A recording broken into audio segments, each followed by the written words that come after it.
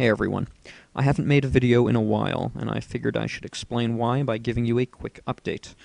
I'm really busy with school, and I've been planning this video, which I'm not going to tell you too much about, but this is going to be big. It's something I've been planning for a long time, and it's about to be completed, so just stay tuned, hold tight for just a little bit longer, and I promise it'll be out not too long from now. However, I do have something for you guys. I wrote this argument, I suppose, for the existence of God, and I think some of you will enjoy it, so I'm just going to read it to you. It shouldn't be too long. So here we go. Certain truths are contingent and dependent. The truth that you are listening to me depends on the fact that you clicked on this video, and is contingent on the fact that I made this video. Had I not made this video and had you not clicked on it, you would neither be listening to me nor would the video exist. Since this video and your listening to it depends on these and other facts, it cannot be said that it is necessary that you are listening to this video or that I made it, and it follows that it is not a necessary truth that you are listening to it or that the video exists.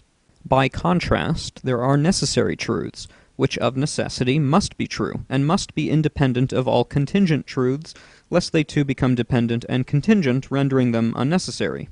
These truths, or truth, must of necessity be eternal, since to be necessary means it does not depend on anything prior to itself, and for this reason it is not contingent on anything, and it follows that this truth must be eternal in order to have nothing prior to itself. Since this truth is prior to the existence of all contingent things, it must of necessity be both the cause of all contingent truths as well as omnipotent, because the total sum of all contingent truths cannot find their source in a contingent truth, since all contingent truths are dependent and must therefore find a cause outside of themselves. It follows then that the sum of all contingent truths must find their cause in a necessary truth that itself has no cause, being eternal, but is the cause of all contingent truths. If this is not so, then all contingent truths find their cause in a contingent truth that is uncaused, which is another way of saying this contingent truth is uncontingent, which is a direct contradiction.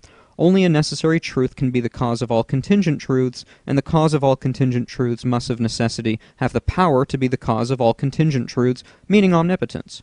Omnipotence means to be the source and cause of all contingent things, which only the necessary and independent truth of all contingent things could possess in order to be the cause of all contingent truths.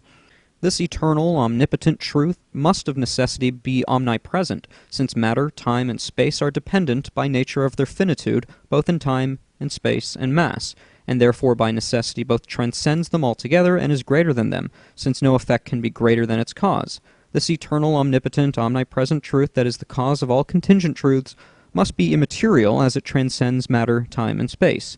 Anything that exists, yet is not dependent on matter, time, and space, nor is itself matter, time, or space, is by definition immaterial, for it transcends matter, eternal, for it transcends time, and omnipresent, for it transcends space. For those contentious and feel that matter, time, and space are eternal, omnipresent, necessary truths of reality, consider this. Time cannot be eternal, for it must have a finite past. As it cannot be regressed infinitely into an unending past, for such an infinite amount of time could never come to pass to bring about the present after it. Space cannot be omnipresent, since we know space is expanding and thus has a finite size, and the total sum of the mass of all matter cannot be infinite, since all matter has a finite mass, and adding any amount of finite things together never themselves become infinite. It follows that matter is not infinite in mass, nor is time infinite in duration, nor is space infinite in distance. This also makes us conclude that whatever the cause of matter, time, and space is, being that transcends all three, is itself infinite. Since no contingent thing can possess anything greater than its effect, and no dependent thing can have a quality or perfection that it does not depend on its cause for, since it is dependent, this truth that is independent of all contingent things, and is necessary apart from all dependent things, which is itself eternal, omnipresent, omnipotent, immaterial, and infinite, must be a conscious being, since there is consciousness in the effect, you and I, and no effect can be greater than its cause, or possess in its attributes a perfection that is not found primarily in the cause itself.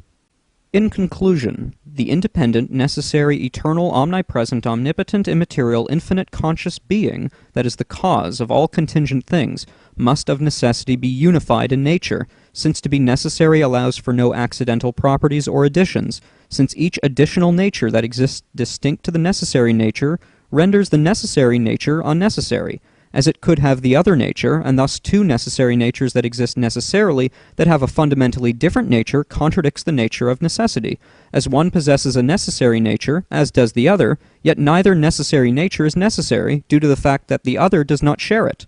Therefore, the independent and necessary truth from all dependent and contingent truths is an eternal, omnipresent, omnipotent, immaterial, infinite, conscious, unified being that is the cause of all contingent things. And for those of you who just wanted to see my face, hi, how you doing? If you want a transcript of that thing that I just read, I'm not sure how I'd get that, just send me a message. Send me a message and I'll give you the print version of that. Feel free to spread it around, use it on your Facebook or wherever. It's pretty solid stuff. If you have any questions, send me a question. At the bottom of this video, I don't know what I'm going to put, but I don't know. So yeah, good to see you guys. And that's pretty much it. Pretty much it. Well, this is awkward.